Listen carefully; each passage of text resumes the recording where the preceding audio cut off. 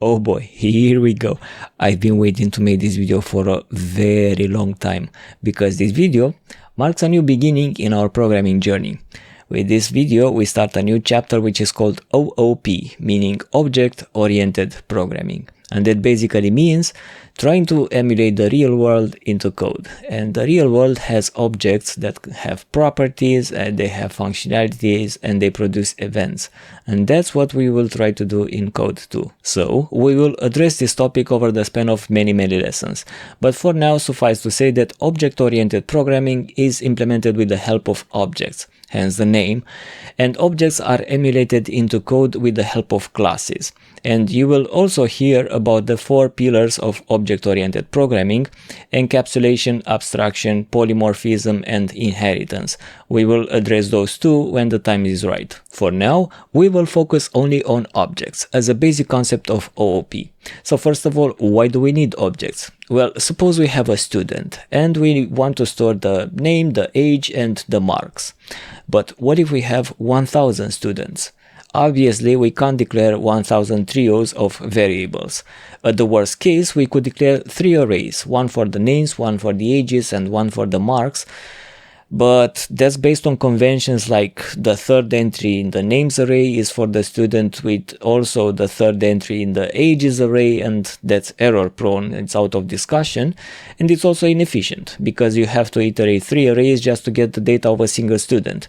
And in practice you will have way more properties than just 3. Like for example, an invoice could have, I don't know, 20, 30 fields, not just 3.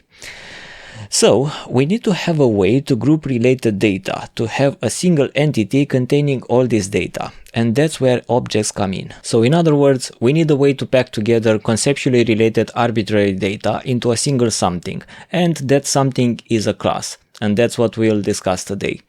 Also today you can notice that I switched to the new format of console application projects, where we have a class program and a main function and so on. I explained all this in the 3rd clip about methods. If you don't know what I'm talking about, go check that one first. One of the first things you will learn about classes is that even though you can declare more than one in a single file, that is not recommended, and most developers will frown upon it. So with this occasion, we will also learn how to deal with multiple files in the same project. Until now, we always had only this program.cs, which we now know that it contains a class also called program. That is not a coincidence, that is by design, because every data type, because yes, classes are data types just like int, string, etc. Every data type should be named just as its enclosing file, so try to remember that. Let's add a class of our own to see what we did. So we go to Solution Explorer and we right click on the project. Be careful, I said on the project, not on the solution. This is a common mistake among beginners. So right click on the project, select add, and choose either new item or class. They both open the same dialog, the only difference is in the initial selection in the list. So if I choose class, it will be class selected by default. Give it a file name.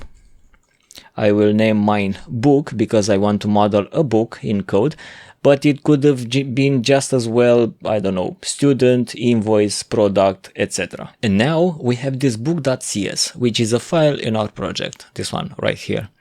And it contains a class called book, so they are both named the same. Ignore these usings, in fact we can even get rid of them, and also ignore the namespace. We will learn about namespace pretty soon. Let's define how our book will look like and how it will behave.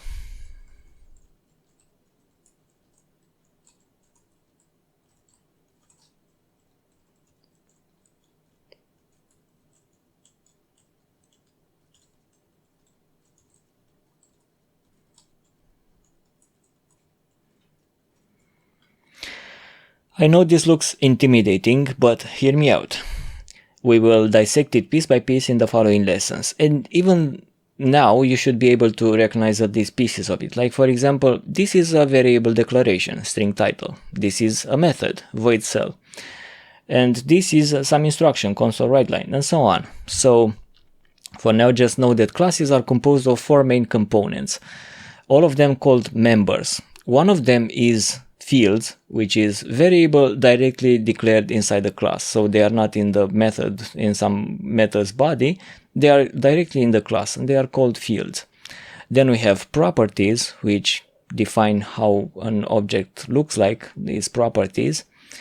Then we have methods, and then we have events, but we will not talk about events for quite some time. They are their own kind of beast. They are quite complex, and we will discuss in their own breed of a chapter. They will have an entire chapter dedicated to them.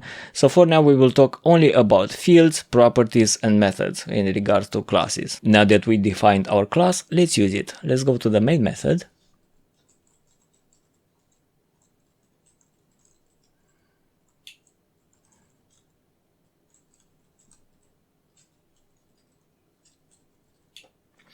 And first of all, a little secret. If I hover console with the mouse, it says class console.